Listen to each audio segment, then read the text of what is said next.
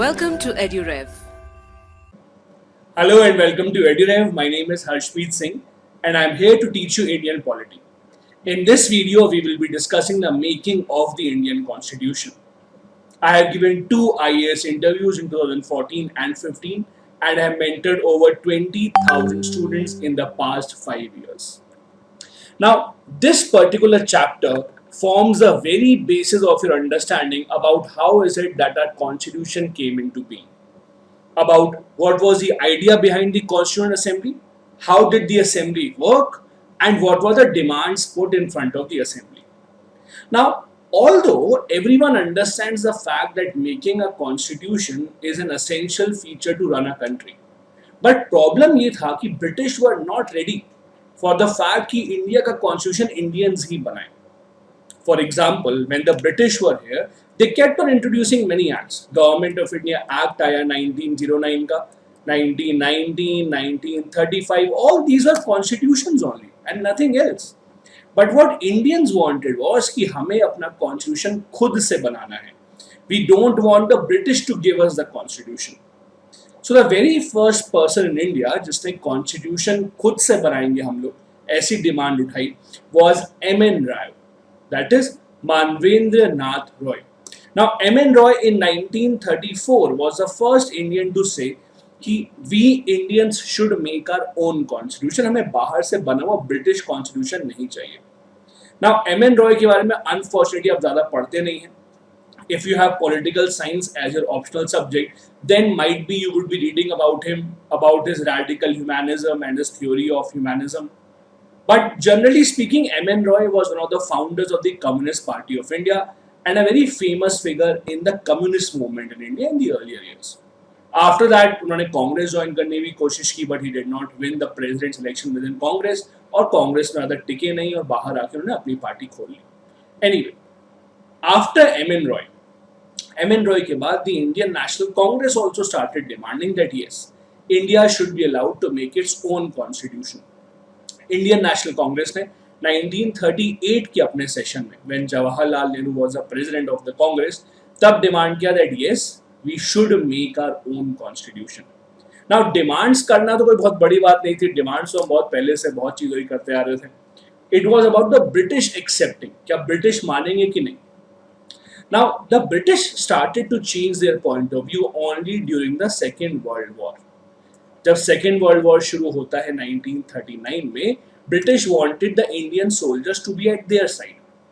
Indian soldiers ने first world war में British की साइड से हम लोग लड़े थे and they were very happy with that contribution. So the British wanted the Indians to fight from their side in the second world war also, but our soldiers refused. The Congress party also refused कि हम नहीं support करेंगे. Why? Because we wanted an assurance from them कि हाँ war के बाद you will get independence. An assurance that we were not getting. हमें ऐसा assurance नहीं मिल रहा था. That is why British kept on introducing plans such as the August Offer, the Wavell Plan, Cripps Mission Plan. All these plans were introduced one by one and they were rejected by the Congress and the Muslim League. In सब plans के बारे में you will read in detail in your modern history. Finally, the plan which was successful in being accepted by most of the parties in India was the Cabinet Mission Plan. It was finally the Cabinet Mission Plan according to which it was decided कि India का अपना Constituent Assembly बनेगा. The Constituent Assembly was made as per the Cabinet Mission Plan.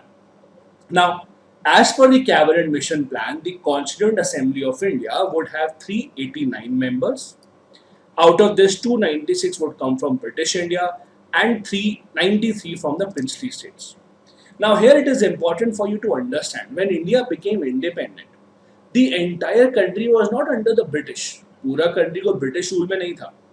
There were some parts of the country which were not under the British. Some parts such as the princely states, like the states of Jammu Kashmir, Bikaner, Travancore, Hyderabad, these were not under the British. These are called princely states. So out of 389 members in the Constituent Assembly, 296 had to come from British India, जो British के under था, like Bombay, Madras, Bengal, etc. And 93 had to come from the princely states.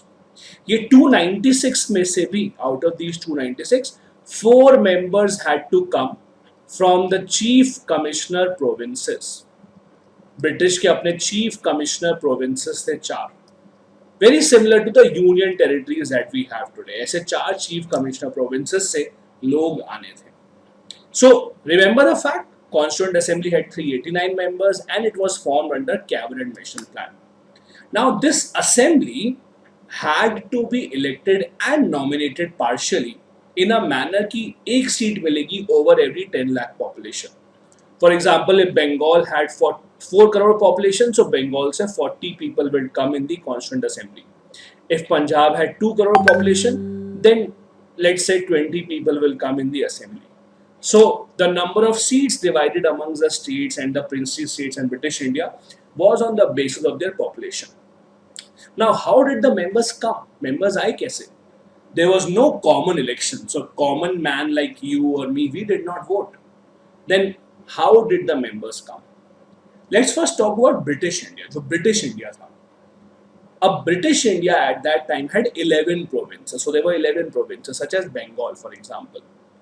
Every province had their own legislative assembly, which you call Vidhan Sabha. So every province had their own legislative assembly, जहाँ पे MLAs थे, which people had elected. लोगों ने अपने MLAs को चुना हुआ था, much like we have today.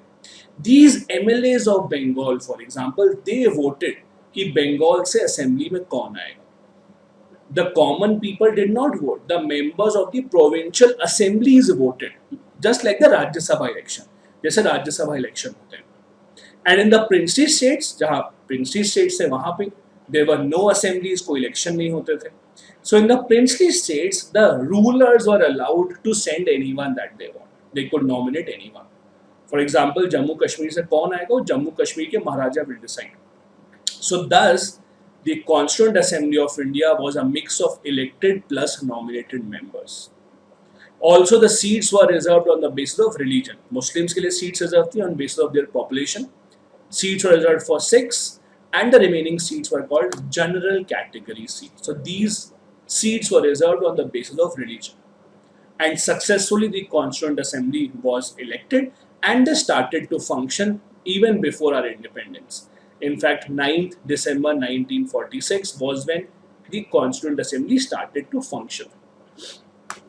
This brings me to the end of this chapter, but before I leave, I have one simple question for you. Consider the following statements with regard to the Constituent Assembly of India. First, it was based under the proposal of Mountbatten Plan. This is incorrect. Why? We just discussed it was formed under the Cabinet Mission Plan, not the Mountbatten Plan. The Mountbatten Plan was the one in which partition of India and Pakistan was announced on 3rd of June 1947. Its first sitting was held before India became independent. That is absolutely true. I just told you the first sitting was held on 9th of December 1946, means before India had become independent. Third, members were chosen by indirect election by members of the provincial legislative assembly. This is absolutely correct. Members from British India were chosen by the members of their legislative assemblies, like the Vidhan Sabha. So the correct answer here would be 2 and 3, means B. I hope you all got that right. Thank you so much for watching the video.